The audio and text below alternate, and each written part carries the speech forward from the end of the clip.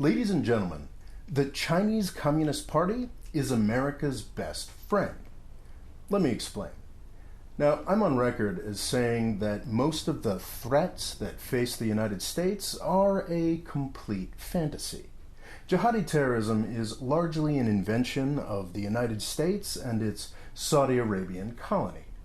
Iran pretty much just wants us to leave them alone. And Russia is desperately scrambling to try to hold on to its status as a regional power. China is different. China is not a real threat to the United States today, but it will be one. The Chinese civilization state has the resources and people necessary to truly dethrone the United States. Eventually. By some measures, its economy is already larger than that of the United States, and it has the people and skills necessary to eventually challenge the U.S. military in Asia. It can't challenge the United States today. I've spoken to many people in the military who believe that wiping them off those manufactured islands in the South China Sea would be the work of a day or two. Much closer to their own shores, China could destroy Taiwan today, but they probably couldn't occupy it. They currently pose no real military threat. Over the past 4 decades, China's rise has been extraordinary, but it's slowing down. For sure, 6 to 7% growth a year is still fast enough to quickly far surpass the U.S. economy. But it's not fast enough to shore up the legitimacy of the Chinese Communist Party. Authoritarian regimes are great at playing catch-up. And that's exactly what the Chinese Communists have done. They've caught up.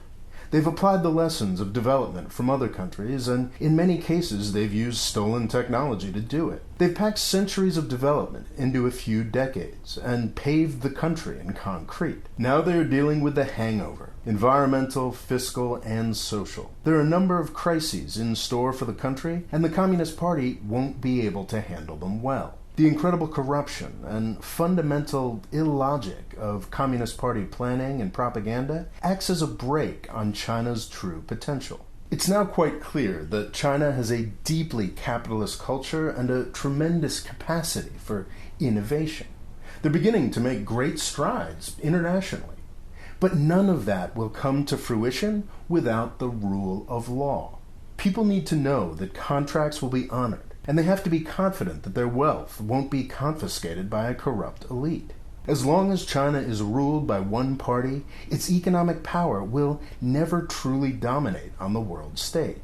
And that's why the Chinese Communist Party is America's best friend. As I pointed out elsewhere, 150 years from now, China will be the dominant power in Southeast Asia. The only question is how they get there. They could get there within the context of the international system we've already been building, or they could get there after a horrific war. What the Chinese Communist Party does is give the rest of the world some breathing space. The true power of the Chinese growth engine won't be unleashed until the Communist Party is gone. And what comes next is likely to be just as nationalist and maybe much more internationally aggressive than what we've got now. So the Chinese Communist Party gives the rest of the world breathing space. We've got to build an international system that no one power can dominate, and one that all countries can respect. With the communists in power in China, we all know that that country has at least one major crisis to go through before it can truly compete for dominance in Asia. And that is why the Chinese Communist Party is America's best friend.